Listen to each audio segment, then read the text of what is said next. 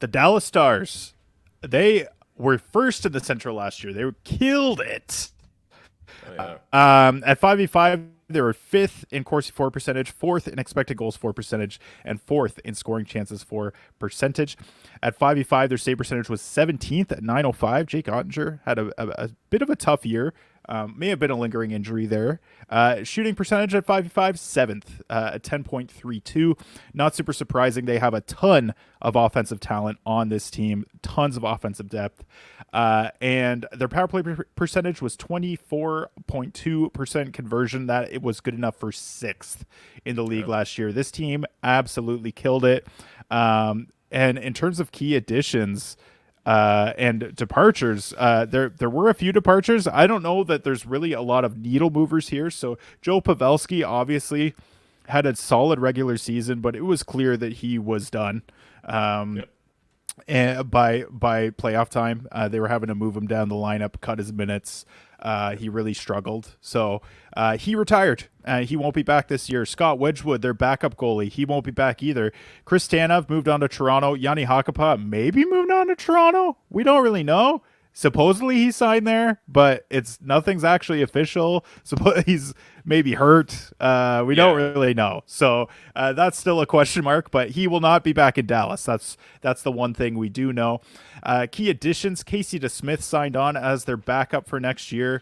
Ilya Lyubushkin from Toronto. He's he's like a peripheral streamer. Colin Blackwell's there. Mavrik Bourque is the guy that could potentially be fantasy relevant. He was the AHL MVP last season and played a lot with Logan Stankoven. That factors in a little bit to my projections. That's why I wanted to talk about that a little bit there before we get into it. Gugsy, the Dallas Stars, are they better or worse? Yeah, it's on the defense, losing Chris Tanev and Hakanpää, that's gonna hurt. Lyubushkin, I mean, you watch Lyubushkin more than me as a Leaf. Do you think he brings enough to be okay losing Tanev and Hakanpää? I think honestly, I don't know a ton about Hakanpää's defense. I just know about him in terms of fantasy and being a banger. But I honestly see I see Lyubushkin being the Lyubushkin and Hakanpää swap almost being a wash. Yeah. So he's like a bottom pair defenseman. They also did get rid of Ryan Suter, which is probably a net positive. So that's good. More minutes for people that can play hockey still. So that's handy. I know talking to Binksy last year, Ryan Suter was the bane of his existence, as I think he was with a lot of Dallas Stars fans. So that's big too. I don't love the moves that they made this offseason. But I also feel like the things that make the Dallas Stars good, they're all still intact. So I'm not terribly concerned there. I also think losing Pavelski is a subtraction from the offense, but bringing Mavrik Bourque in, I mean, as a young talent that is clearly ready to play in the big league, is it that much of a downgrade? I honestly, I'm not totally sure, to be honest. But let's move forward here. So in terms of goaltending, another volume starter, Jake Ottinger, he had 53 starts, and the only reason he only had 53 was because he was injured for a stretch. He had a 908 even strength save percentage. He struggled quite a bit this year. Yeah. Played a lot better in the playoffs, so there is reason to be a little bit more excited about Ottinger. Not a guy I'm going to be drafting because #0G baby. But yeah, if you're drafting goalies early, Jake Ottinger, I mean, he's going to get volume for sure in a nice environment in Dallas. And then Casey DeSmith had 27 starts last year for, I believe, the Canucks. Is that right? Yeah, he was pretty good. And he had a 916 even strength save percentage, and honestly in limited time the last few years looked pretty solid. So, but I mean, he's going to be a straight backup just the way that he was last year behind Thatcher Demko. So unless there's an injury, not a ton of fantasy relevance there other than spot starts for Casey DeSmith. Yeah. So why don't we talk about some schedule quirks for the Dallas Stars here, Gugsy? Yeah, 11 back-to-backs. That's tied for 26th in the league. 32 off nights. That's tied for 7th for playoff weeks 22 and 24. They're going to have 11 games with 4 off nights, but for weeks 23 through 25, they'll have 13 games with 6 off nights. Yeah, so the Star schedule is fantastic. It's one of like across the board, it's one of the better. They're one of the better teams for fantasy this year in terms of scheduling quirks. Obviously, back-to-backs, there's not a ton, but really, when you're looking at back-to-backs, you're looking at goaltending situations, and it's like, are you really going to be rostering Casey DeSmith? Probably not. And off nights, they're right near the top of the league. Their weeks 22 to 24 schedule is one of the best in the league. 11 games is the most anyone plays. There are a few other teams that do, and then 4 off nights is pretty solid. From weeks 23 to 25, they're actually tied for second best. They have 13 games, 6 off nights. I believe there's another team that has 13 games, 7 off nights. I think it's the Red Wings. Don't quote me on that, but I believe we talked about that last week. So, yeah, really, really solid playoff schedule, no matter what your format is. So I like the Stars a lot, and there are a lot of players that could potentially be fantasy relevant on this team this year. How are you feeling about this schedule? Are you does this make you, looking at this, does this make you feel like you want to reach a little bit more for Stars players? Yeah, oh, definitely. There's something to be said when even your non-playoff and your playoff schedules are this good. So that's just extra value on top of everything else this team gets you. So, like Roope Hintz, you don't even have to reach too much for him. Just to reach maybe a round early just for the schedule. I'd consider moves like that for sure. Yeah, for sure. Especially there are a few guys on this team that I think are going to be values regardless. And we'll get into that in a minute. But power play projection, Dallas is interesting because they kind of play 2 power play units fairly evenly. That's kind of what they went with last year. And I mean, if any team is going to do that, it's probably justified to do it with the Stars just because they do have enough really solid forwards to make 2 power play units. They have their top 9 forwards are all very, very solid and could be mixed around and I don't know, put on each other's lines interchangeably for the most part. There are guys at the top that really stand out, and this unit, like I have this top unit almost as a lock. I've got Jason Robertson, Roope Hintz, Jamie Benn, Wyatt Johnston, and Miro Heiskanen being the top unit. Wyatt Johnston's the big addition there. He would slot into Pavelski's spot, and that, I think, raises the ceiling of Johnston a ton. So what do you think about their power play setup and Wyatt Johnston potentially getting power play 1 here? Yeah, I'm excited. Johnston had such a good year. Even the playoffs, he was such a beast, and I think he's got some room to grow. So him being for sure on power play 1 instead of playing that game where you don't know if Pavelski's in or not. Pavelski leaving just opens the door for him. So I'm excited for Johnston, but I also see in your notes here that his ADP is pretty high. I don't know if I want him at the Yahoo ADP of 57. That's just the question. So with that, I don't know if he's going to be on any one of my teams. That's a high ADP. Yeah, there's certainly a bit of risk there because we don't know for sure what his deployment's going to be.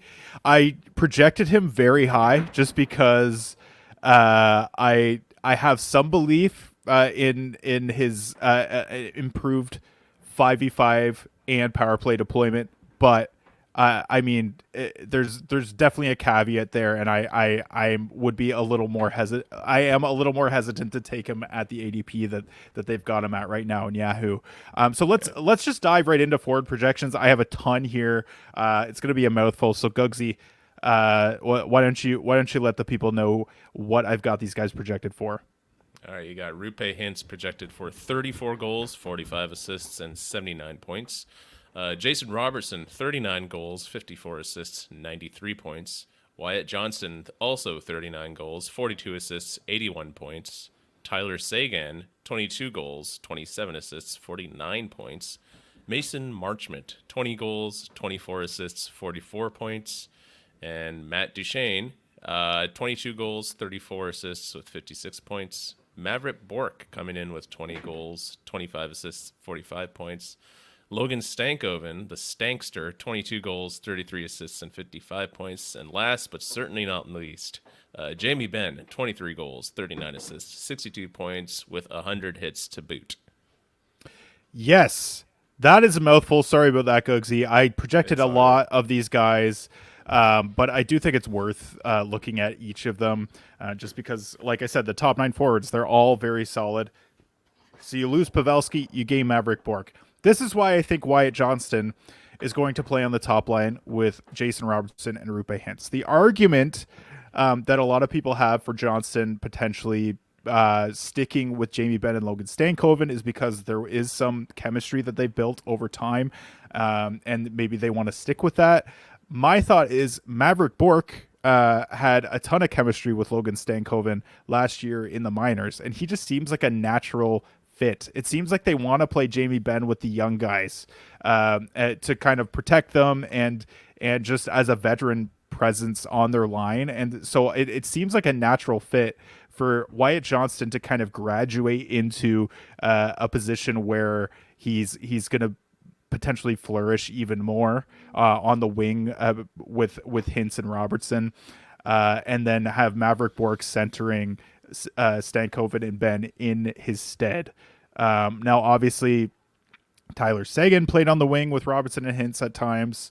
I know Nate projected him with that in mind, but I'm feeling like this could be a distinct possibility. But obviously, there are a lot of things that could happen with this lineup. But that's my theory. Does it make sense? Did I articulate that very well? No. I feel like that was a bit of a mouthful. No. I think that makes sense. Bring in Bourque, get the young guys in with Jamie Benn, and really try to unlock Wyatt Johnston, his potential on that top deployment. Yeah, that makes sense to me.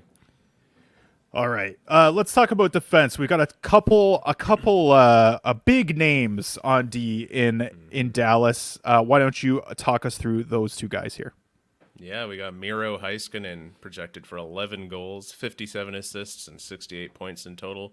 And Thomas Harley, 10 goals, 34 assists, 44 points with 140 blocks.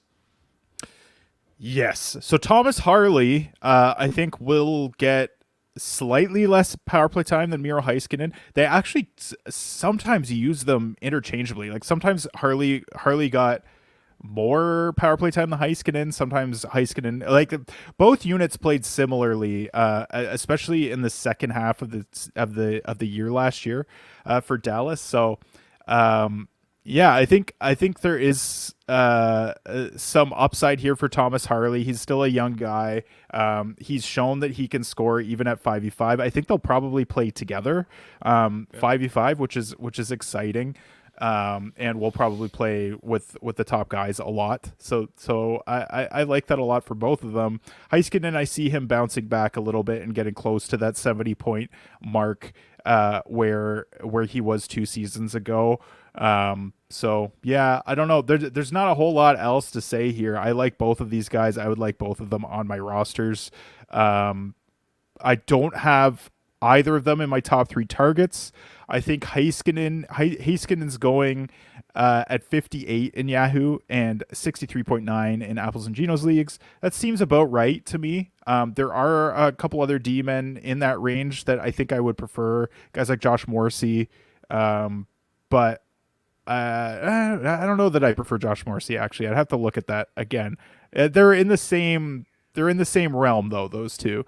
And then Thomas Harley, his Yahoo ADP is 134.6. I'm pretty happy picking Harley at that point as well, because that's when you start picking guys that aren't power play quarterbacks in points leagues. And Thomas Harley is probably one of the best guys out there that's not going to necessarily get primo power play time. So Yeah, I'm pretty comfortable taking Harley at that point too. Any other notes here on these defensemen here? No, I agree with your points.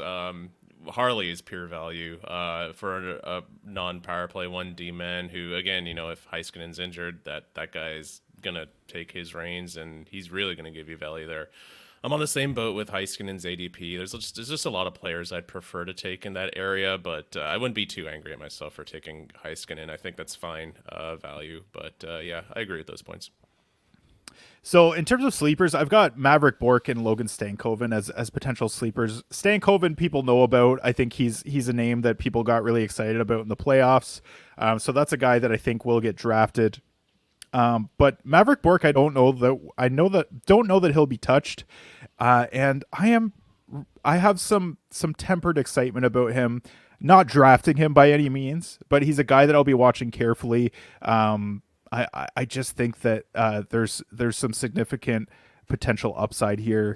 Him and Stankoven were just absolute killers in the AHL last year and proved that they don't need to be there anymore.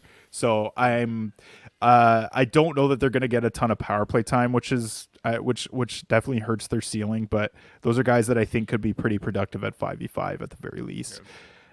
And then my top 3 targets are a couple of guys that are getting disrespected in the ADPs a little bit.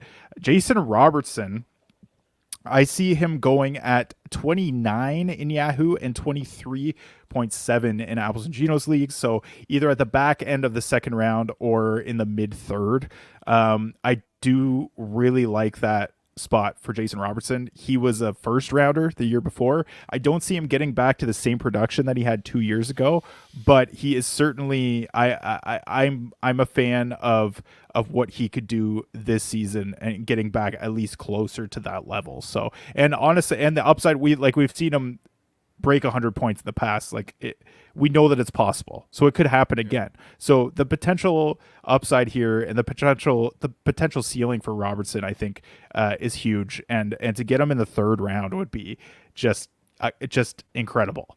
And then Roope Hintz is my last guy. He struggled a little bit last year, but I really like his situation this year. I've got him for 79 points. Apples and Ginos ADP 106.8. And his Yahoo ADP is 93. That is considerably lower than he's been at over the last few seasons. So I really like that value for Roope Hintz. If you are fading centers, that is a great situation. And Roope Hintz, I think, could bring you huge value. Baby dry. Baby dry. There you go. A lot of bad vibes around Roope Hintz because of last year. So yeah, you're getting him at a value for this year's draft. I like that. Yep, those are the guys that you're looking for. The guys that maybe struggled a little bit last year that people are off of. That I mean, there's no reason to where there's no reason to think that they couldn't bounce back. Those are the guys that you should be targeting.